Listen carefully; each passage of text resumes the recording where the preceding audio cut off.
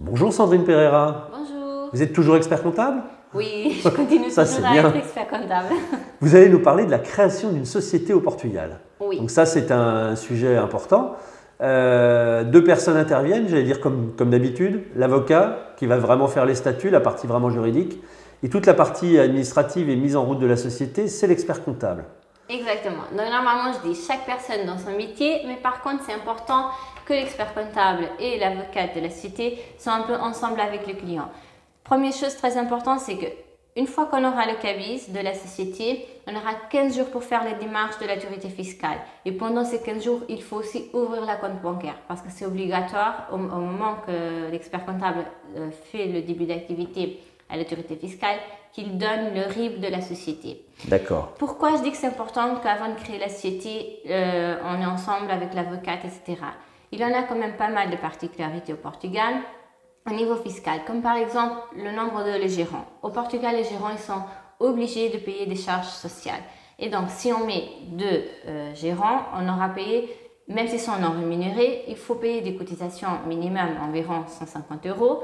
Et qu'il faudra payer pour deux gérants.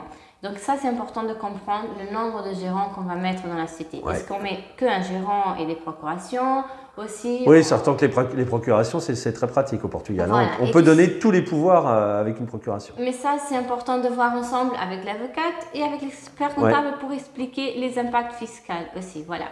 Une autre chose, par exemple, c'est pour quel est le capital social qu'on va mettre dans la société. Oui. Alors, ça dépend aussi un petit peu quel est l'investissement qu'on a besoin de faire dans la société. Et parfois, on dit, on a besoin de 50 000 €. Alors, on va mettre le capital 50 000 €.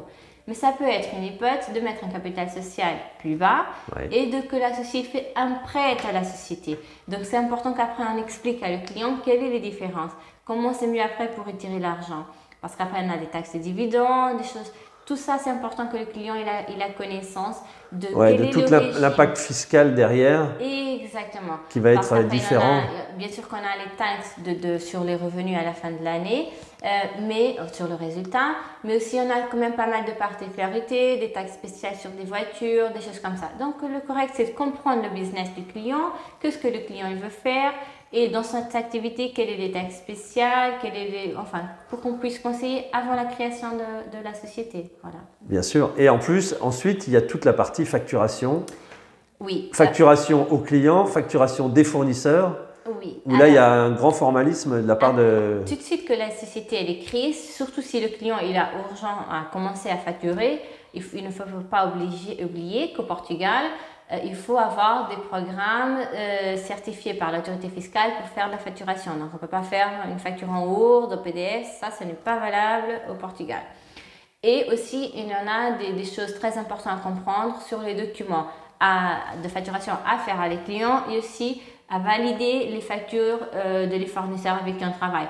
Au niveau des numéros de TVA, des choses comme ça, il y en a pas mal de particularités qu'après, bien sûr, on explique à le client avant qu'il commence son activité.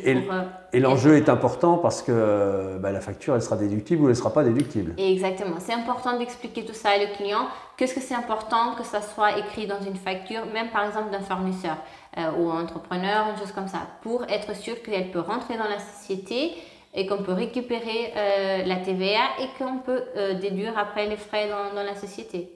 Bon, eh bien écoutez, on ne manquera pas de vous appeler avant de commencer son activité, bien entendu. Exactement. Merci. Merci Sandrine. La French Radio. Portugal.